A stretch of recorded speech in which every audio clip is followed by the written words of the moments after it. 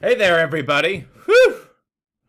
Man, I know we covered the election last week, but it's time to move on back to the regular track of American history. And, well, as I speak to you, I know the election is technically not over, which is incredible. But who knows? Maybe today, and this is Saturday, and maybe tomorrow, but I'm fairly confident that on Monday, at least by the time you walk into my video, you should know. Um, that being said, I'm really here to talk to you about many things. Really, this is the first of what I don't like to do, two-part lecture videos. Don't worry, I'm giving you 2 days to do it because I hate doing this to you, so I gave you extra time. But I'm going to talk to you about several things related to American foreign policy in the age of imperialism in America. So we're talking about just about the finishing up or the end of the Industrial Revolution, 1890, to about 1920, 1930. All right? And we're going to talk about how America on a global stage expands to a major player. So, without further ado, let me go ahead and get started.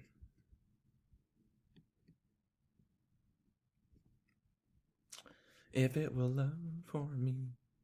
And it did. Wow, nice. Can you even see my screen? Hold up.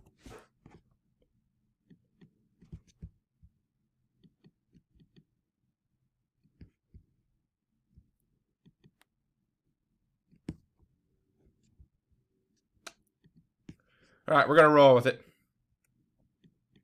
So, gotta go back, gotta go back, gotta go back, gotta go back, gotta go back, gotta go back, gotta go back, gotta go back, gotta go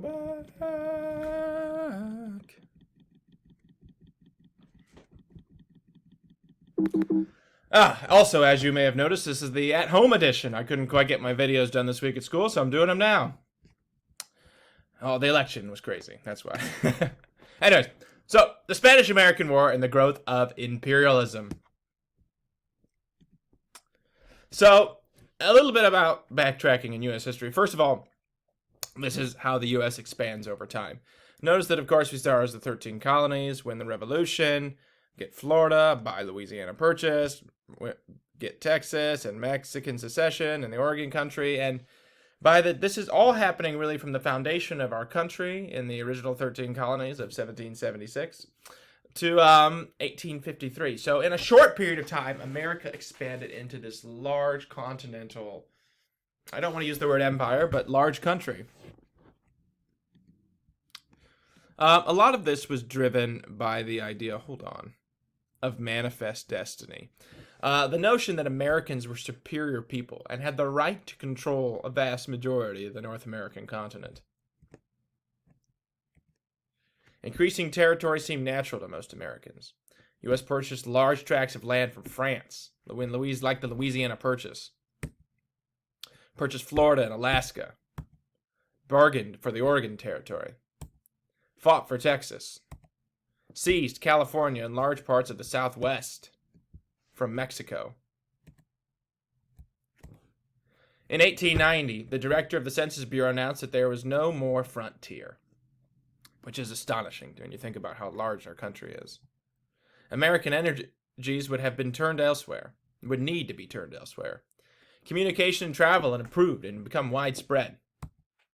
The U.S. had extra goods to exports thanks to industrialism. Government began looking for new markets as a result. It became clear that investing in and trading in foreign markets would bring huge profits to U.S. investors, and like so many things in U.S. history, it's driven by money. Captain Mahan said that to be strong in the modern world, we needed to sell our goods globally. To protect foreign trade, we needed an improved and enlarged and powerful navy.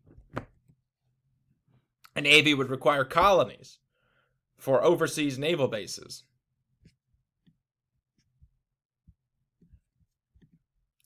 Patriots pushed the belief that new lands would increase American glory and prestige.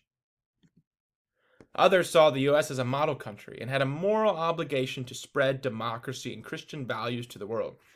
I think that some of this, at least, still remains true, maybe until recently. Hopefully, we're moving in that direction again. But the idea is that America is sort of this great bastion of democracy, the oldest constitutional republic in the world, where people have the say in what happens in our government. And we spread those ideas across the world. We promote them in countries that have no freedoms or lacking in freedoms or lacking in democratic institutions. And we bring them to the world. A Reverend, Josiah Strong, wrote in Our Country, in which he said Americans had an instinct for genius, for colonizing. The book was extremely racist, unfortunately. And he reflected the idea of Rudyard Kipling that this was the white man's burden. He believed in lifting up backwards people of other lands, uncivilized savages, they might be called. So, debates over imperialism. Some Americans were uncomfortable with imperialism, maybe understandably so. They supported mutually beneficial commercial relations with other nations. They did not believe in domination, however, of another nation. They saw that as against the ideas of our country. I mean, we fought to, obviously, the revolution to end our domination from Great Britain. They saw us as being contradictory. Others feared an overseas empire would simply bring trouble that Americans didn't want to be involved in, weaken institutions at home, invite war, violate deeply held American principles of self-determination. The idea that nations and the people of those nations determine their own course. We do not determine it for them. Imperialists and anti-imperialists debated these issues back and forth, whether it was advantageous or counterintuitive to be an imperialist nation.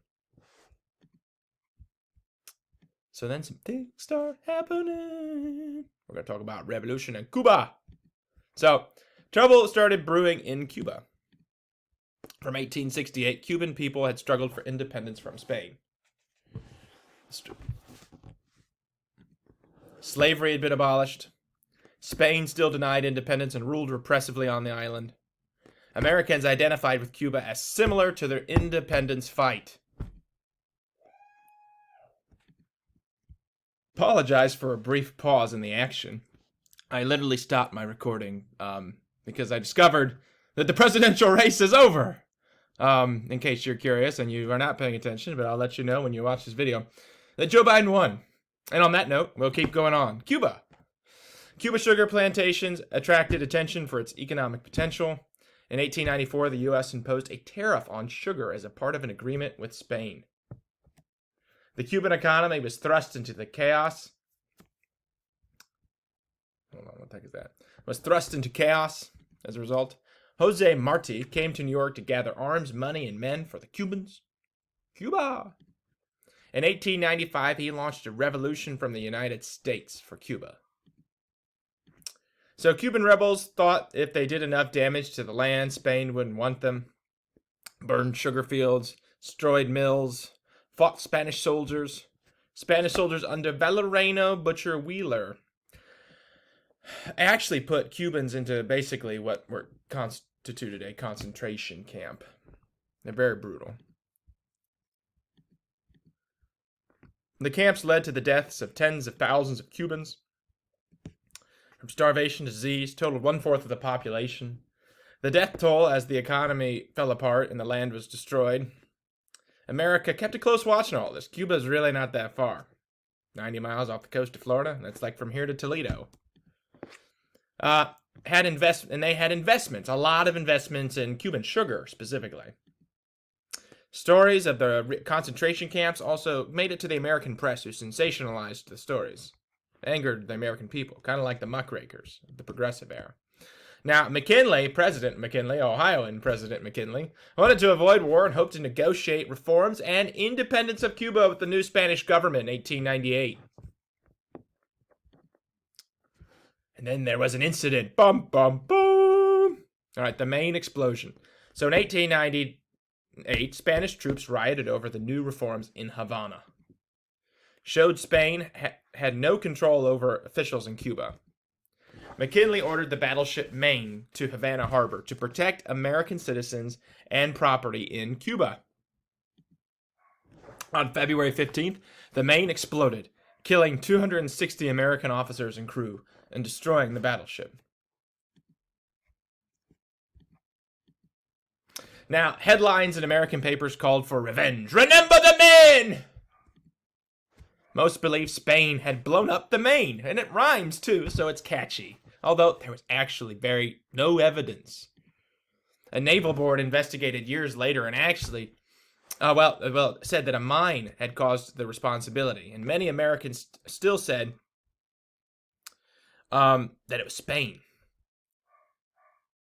In 1976, though, they actually debunked all this, and they discovered that the mine exploded from an internal accident, a boiler specifically, I think.